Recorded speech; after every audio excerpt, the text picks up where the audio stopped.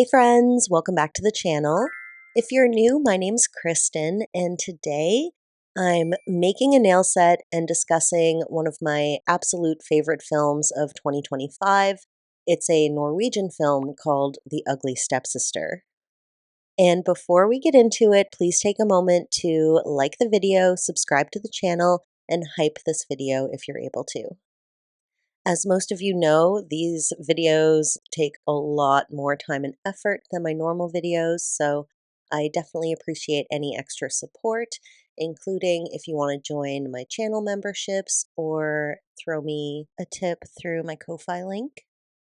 Okay, now that we got that out of the way, let's get into it.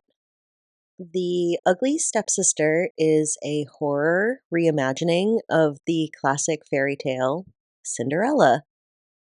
But forget really everything you know about Cinderella, especially the Disney version, because this is nothing like that. I didn't even really associate this film with the source material because it's such a standalone, unique film. It's also very dark and twisted, like definitely twisted. It's also super grotesque, kind of nasty. Um, Also funny at times, like, really funny and entertaining, and yeah, I honestly loved, like, every second of this movie. I was totally, like, enthralled while I was watching it. And if you're wondering how to watch it, it is streaming on Shudder right now. And as I mentioned, it is a Norwegian film, so I did watch it with subtitles on. I hope that doesn't discourage anyone from watching it because it's not a dialogue heavy movie. It really shows you more than it tells you, if you know what I mean. So there's not like a lot of reading you have to do. And it's like you don't even notice the subtitles once you get into it. So, yeah, I hope that some of you go check it out. It's set in like 1800s Victorian era.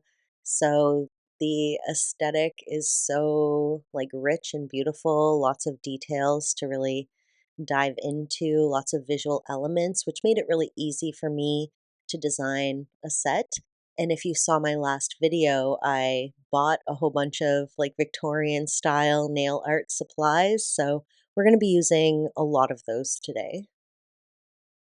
Most of us are probably accustomed to the Disney version of Cinderella. Keep in mind that there's also, like, the more darker, grim fairy tale versions. Like, there is a Norwegian version of Cinderella called, oh, it's called like Katie Woodencloak or something. I don't know. I actually read it. It was absolutely bonkers. Like, some of the elements were there, but there was also so many other random elements that anyway, I'm not gonna really discuss it because it doesn't really relate to too much, but yeah, so I think that the director, who we'll talk about in a moment, was inspired by, like, her version of the story, which she would have experienced, in her culture. But for myself and maybe some of you watching, you're more accustomed to the Disney version of Cinderella. But this one, The Ugly Stepsister, is like 1,000 million times more relatable than the Disney version. It's like the fairy tale I never knew I needed, and I'm so glad it exists.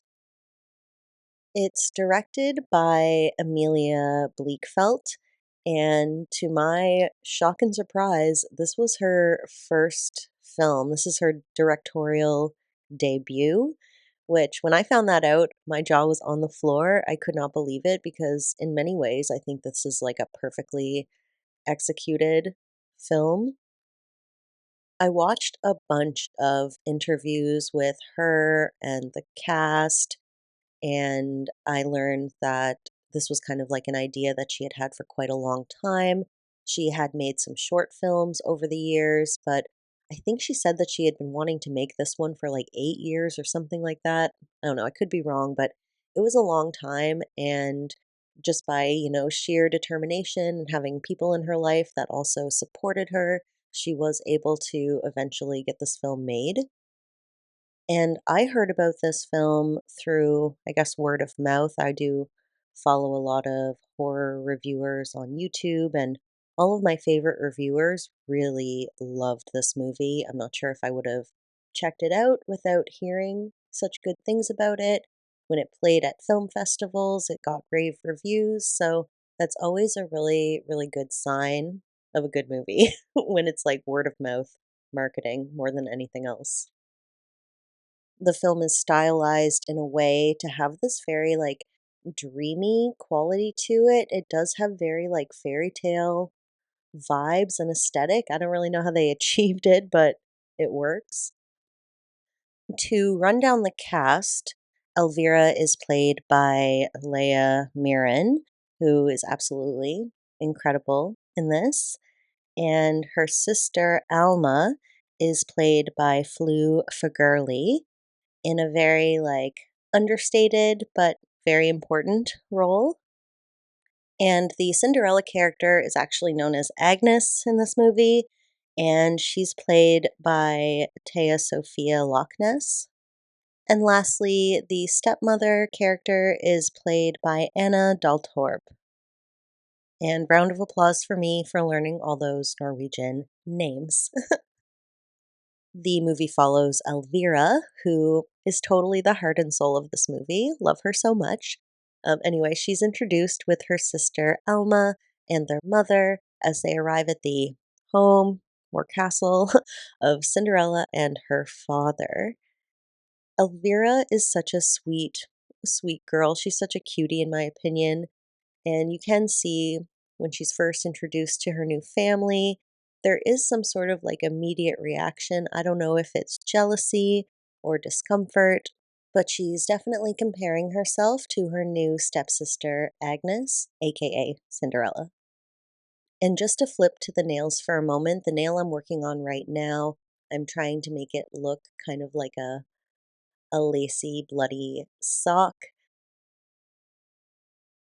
You can see from the poster of the movie that girl does something nasty with a butcher knife and her foot, and it's bloody. So, I mean, that really doesn't spoil anything in this movie. It goes in such a crazy direction. Anyway, I just wanted you to have some context for that nail. And okay, so let's get back to the synopsis. Shortly after their new family merges, the father dies suddenly, leaving all the women alone in this castle, and for the mother specifically to financially fend for her family. This, of course, eventually leads to Cinderella being treated poorly and forced into more of a servant role. We know this. The stepsisters in this story, Elvira and Alma, are quite innocent in all of this, as it's really their mother who is quote unquote evil. But honestly, the mother is operating I kind of get where she's coming from because she's operating in this male dominated society and is painfully aware that beauty and sexuality is a currency. So many of the mother's extreme actions are kind of just a reaction to and a method of survival for the society that they live in. I do just have a smidge of empathy for the evil stepmother because she's kind of a victim in her own right, but anyway. Elvira is obsessed. I was going to say a little obsessed, but she's a lot obsessed with the local prince. And she always carries around this book of poetry, apparently written by the prince. I'm not like 1,000% convinced, but some of the poems are pretty dirty, so maybe. Anyway, her dream is to someday marry this prince, and her perspective at the start is truly so innocent and pure, which makes her descent throughout the film like so much more heartbreaking. The movie feels like sympathetic towards Elvira. I would say the camera is even kind of loving towards her because she's a very likable and relatable character. When it's announced that the prince will be choosing a wife and the quote unquote competition opens up to the townsfolk, both Elvira and Agnes, aka Cinderella, they sign up for it. Agnes doesn't actually get too far in the process as the stepmother intervenes, kind of forbids her from going, but Elvira is thrust, I would say nose first into this kind of grueling femininity training. And she also, on the side, starts undergoing some very barbaric cosmetic procedures. And all of this is with the hope, with her mom's hope, with her hope of being attractive enough to be picked by the prince.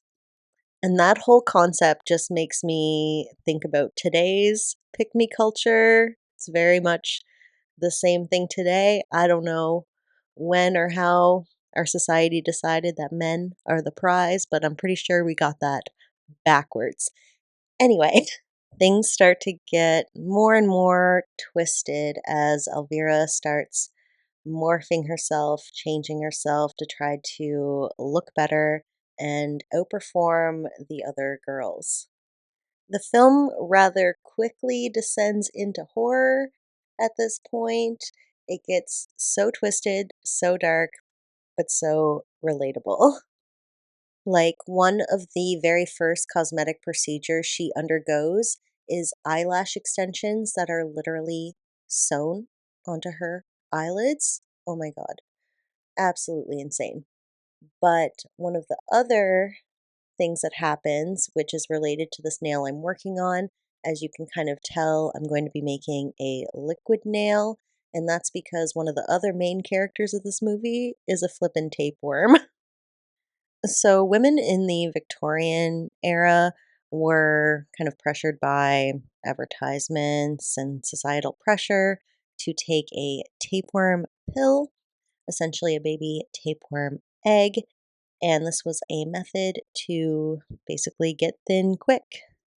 And like the majority of beauty and diet fads, the women partaking in them were either unaware of how dangerous it was, unaware of the consequences, or maybe they did know, maybe they were aware of this and they're doing it anyway just to meet that societal pressure.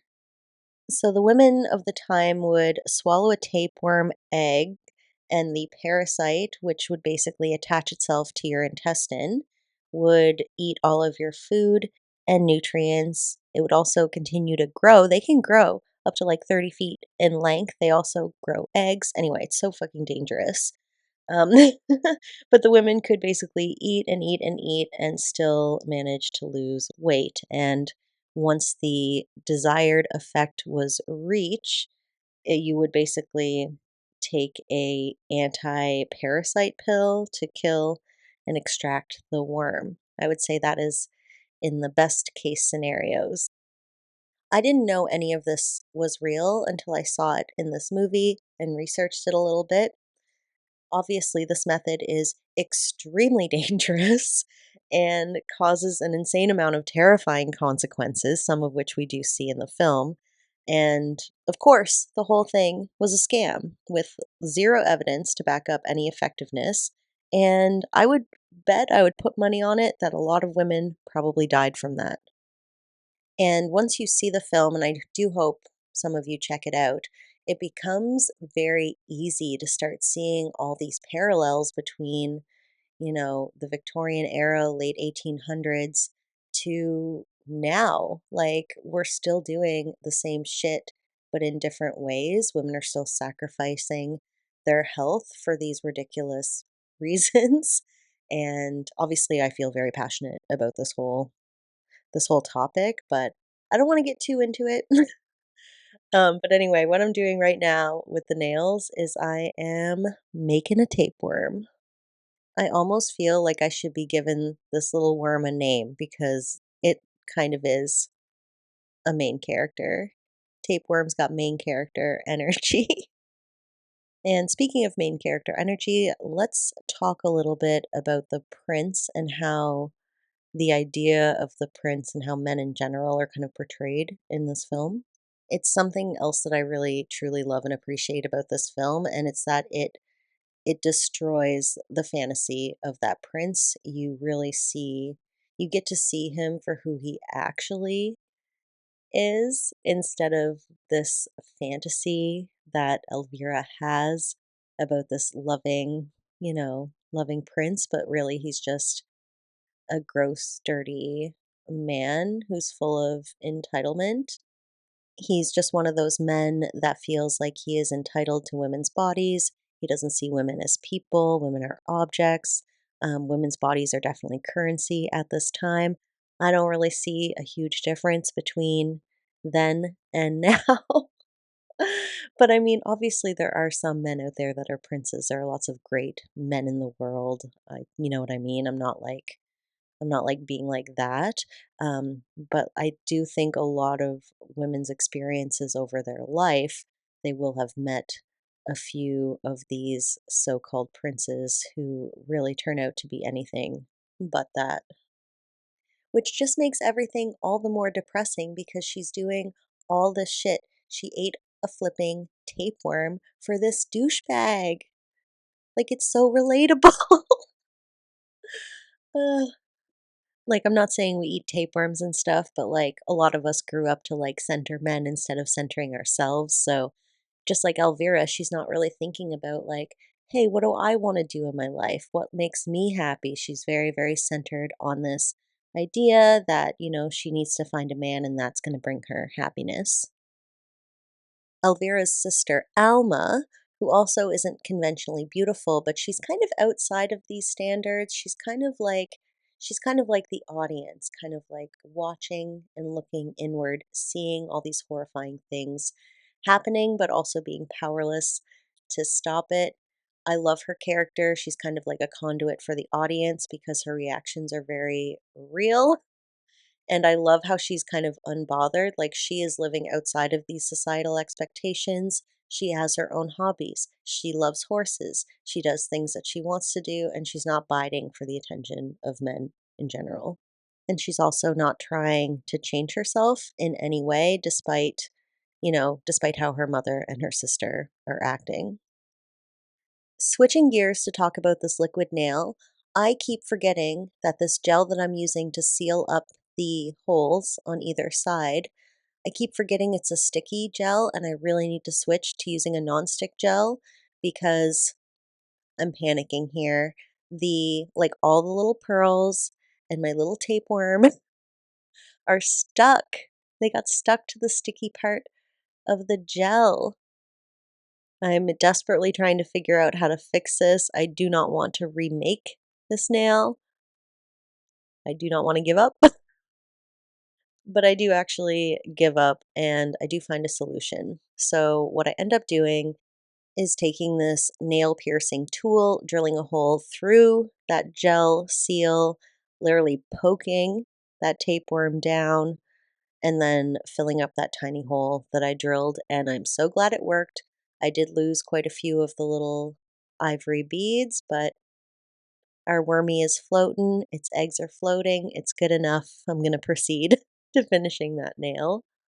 When I first saw this movie, I knew I wanted to do a nails and a movie about it, but I kept putting it off because it's not a very known movie. Like, nobody knows about this movie. I didn't know if a lot of you would have maybe seen it by chance.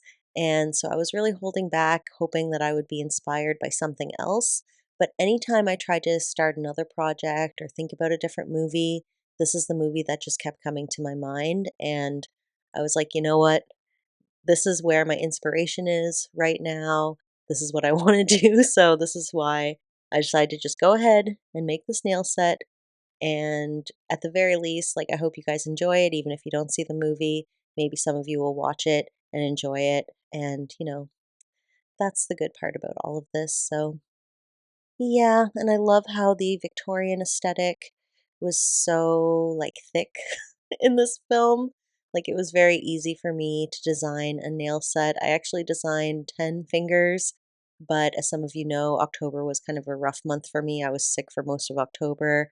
I was traveling near the end of October, so yeah, things got delayed and I ended up only doing 5 nails just for my own well-being, but they're a good 5 nails. So when I first saw this movie, I loved it because of, it's very well put together, the visuals are really good, the themes are very relatable. It did remind me of The Substance. I did do a Nails in a movie about that one as well. Not in terms of its style or story, but just the fact that they both of those movies explore um, beauty standards and the dangers of that. And yeah, very relatable topic. Love it.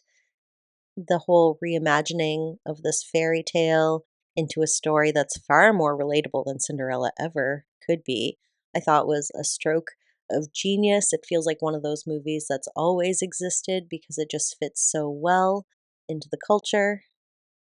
As I mentioned earlier, I did watch a lot of interviews with the director, Amelia Bleakfelt, and she did focus a lot of her interviews on explaining, her past, her insecurities, like how these beauty standards affected her in a negative way throughout her life, and how finding feminism really helped her break free of that. And I loved it. I absolutely loved listening to her interviews. I wasn't expecting it to be so focused on the beauty standards, but it really was. Like, that really was her message, and that's what the interviews really, like, focused on, and I enjoyed, like, hearing from the cast as well. Oddly enough, the girl who played Agnes or Cinderella, she was the one on the cast that seemed to have the most insecurities in terms of, like, body image and beauty standards, which I just found kind of interesting considering she is playing the kind of, like, ideal of beauty, but, like, even people who have that pretty privilege are not safe from feeling insecure about how they look. So, anyway, all very interesting. Love that director. She was so vulnerable and so open about, like, her experiences. So, yeah, I love that. I love learning more about how these movies are made, what the directors were thinking, and it just makes me appreciate films so much more. And regarding this nail that I'm working on right now, I'm going to put in some reference photos because this is based on, well, earlier in the film, Elvira gets a nose job. Just imagine getting a nose job in the 1800s. There's no anesthesia. They just got basically a hammer, a hammer and confidence. And yeah, that was a really terrifying scene, and then she ends up wearing this nose brace, which is what the snail is based on. It's based on her nose brace that has all these like screws and metal bits on it, and she's wearing it for like a good a good portion of the movie. So, yeah, I love this nail. I made these little like screws to go on it, and yeah, I don't know if you would know what it is without knowing the reference, but it looks super cool. Kind of looks like steampunky. So we are nearing the end of the video, and one of the big takeaways that the director wanted people to take away from watching this is that she wanted people to question the idea of like what is beautiful and what is ugly. She gives examples of, she has this best friend that she loves who has a crooked tooth, and she'd be absolutely mortified and saddened if her friend ever fixed that tooth to assimilate into, the Hollywood smile or whatever. So, yeah, if you get anything from that film, it's to question these things, and I love that. And if you're familiar with the original story of Cinderella, basically Cinderella shows up at the ball, even though Elvira was like on her way to being picked by the prince. Agnes kind of shows up, steals the spotlight, and then he goes searching throughout the kingdom trying to find the woman who fits the shoe. And that's where we kind of get, it's not even like the big thing at the end that happens, but she does, do something to her foot to try to make it fit into the shoe. And it's a very intense scene, and it's just not a spoiler because it does continue after that, so I don't want you to think I spoiled it, basically, but this movie is very gory, so please keep that in mind. I'm gonna finish the thumb off camera. I just wanted to show you that I made this little axe representing that scene we were just talking about. And with that, I'm creeping in with the finished set. It's so cool. I love this set so much. I don't know if it's gonna make sense to people who haven't seen the movie, but I'm loving it. Here's how the thumb ended up. So cool. I did the corset thing again. I added a little tapeworm right there. I did the axe, added some blood, put a little bow on it because we're also keeping it cute for this set. I kind of wish this movie was like more popular than it is, but yeah, I love it. I love my liquid tapeworm floating around. I love the blood seeping up the fabric for that you know what I mean, the nail that's supposed to represent the sock, the bloody sock, and yeah, it just all works really well. I'm really happy. And if you made it to the end of this video, you are the best. You are a real one. I appreciate all of you so friggin' much. I can't even express it. So I really hope you enjoyed today's video. It was a ton of work, but definitely worth it. So be sure to subscribe if you're not already. Stay tuned for more videos. Not all of them are going to be as intense as this one, but we always have a good time over here. So I hope to see all y'all in the next one. Bye.